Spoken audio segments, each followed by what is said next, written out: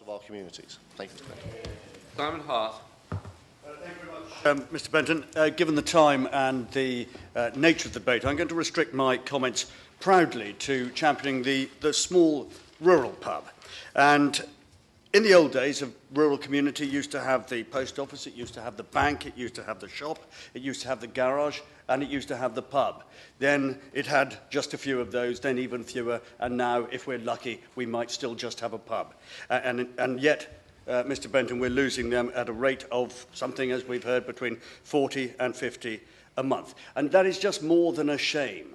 It is more than a mild inconvenience to the communities who have depended on them, in many cases, most of their lives. You can only, I would suggest, remove the beating heart from a community once, and yet, over the last few years, we seem to have done it again and again, and then are surprised when that community withers and dies.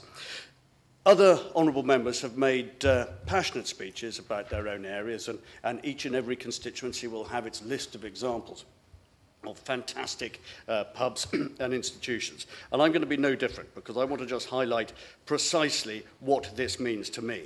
There is just a little place in Carmarthen, West and South Pembrokeshire called the Creswell Quay. There is a pub there called the Cresselly Arms, run by a great and old friend of mine. In that pub, we used to gossip, we used to talk, we used to commiserate, we used to celebrate, we used to do almost everything other, actually, than drinking and smoking. That was the least of the services that it provided. It was, without a shadow of doubt, the one place to which everybody turned at every time of the year, largely for different reasons. My honourable friend on my left mentioned the value of the landlord and indeed the landlady in her speech earlier on. And I cannot overemphasise the importance of that appointment too. They were more than people who pulled pints and dished out the odd bag of crisps. These were people who were our friends, our advocates, our advisors. They told us when we were doing things well or badly. They told us if our neighbours were ill. They told us if the dynamics of the village were changing. They gave us advance warning of things which were important to our community. Yes, of course. I thank my honourable friend for giving way. And I think he is very, very powerfully putting the point here that perhaps we haven't had so far in this debate, which is the human cost of pubs closing. Those pub landlords and landladies that he refers to have put their all into that pub. They have perhaps used their life savings to go into the pub. And if that pub fails and they lose their home, they lose their savings, they lose everything. And I think we've really got to remember that human cost and that human element when we see pubs closing. The Honourable Lady absolutely reflects my view. And in the particular example that I cite, and I cite it because I know everybody else has their own equivalent example, that completely epitomises everything that a local pub stands for. My own landlord, my friend Mr. Cole, has probably carried more coffins than the local undertaker. He is an absolute pillar of the community. He's the pioneer of the big society. He started talking about the big society while we were still babes in arms. And yet, somehow we've managed to get ourselves in a position where all of this is at risk. We've allowed these institutions to be strangled by red tape and regulation. We've allowed them to be strangled by increased alcohol duty. We've allowed them to be strangled by increasing layer upon layer of planning restriction, which constricts the ability of these people to grow their businesses. And if I may make a special plea to the Minister at this point, it's to spare a thought for those institutions which have to operate within national parks. And I've made a few speeches recently. I think I will be accused of being anti-national parks. I am not, but I do hope that the national park sees it as its duty, national parks across the UK, see it as their duty to enable good local community institutions and businesses to grow. Their job, in my humble opinion, is not to stop growth, but to enable it in a way which is sympathetic to the park. Yes, of course, I give way. My honourable friend makes a very good point. Can I just give him one example of a pub in Dartmoor, a very hard-working pub in Dartmoor, where they had a derelict barn, just a small derelict barn that they wanted to convert to be able to offer more food facilities for their pub. They were turned down. The planning application was turned down. They then asked to knock it down. They applied to be able to knock it down. That too was refused. That business is being prevented from being successful because of the planning regulations. Thank the honourable member for his intervention. It is, I'm afraid, just another in a long line of examples of the type of application of bureaucracy which strangles rural communities. And we just have to somehow reset this default position that certain planning authorities seem to have, which is whatever it is, the answer is going to be no. Rural communities are about people. Of course, they're about landscape and buildings.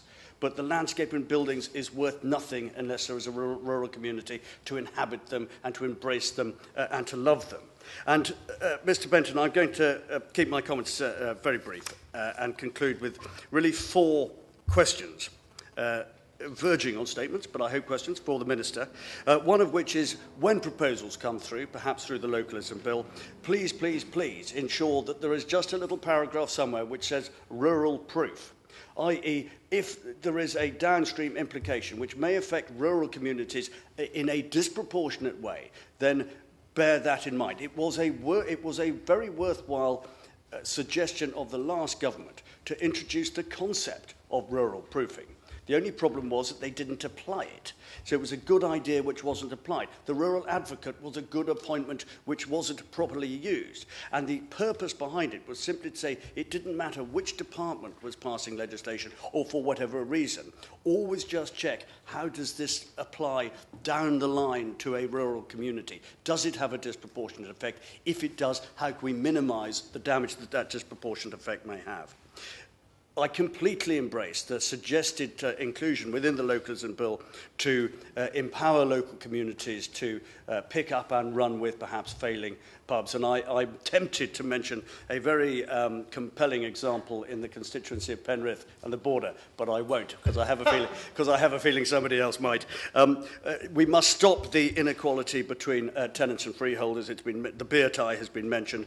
We must overhaul the licensing system, and of course the temporary events notice scenario which was portrayed by my honourable friend, the member for Brecon and Radnor, earlier on, and reform the planning situation to enable co-location for perhaps other services which local communities need and that landlords and their families might actually wish to introduce.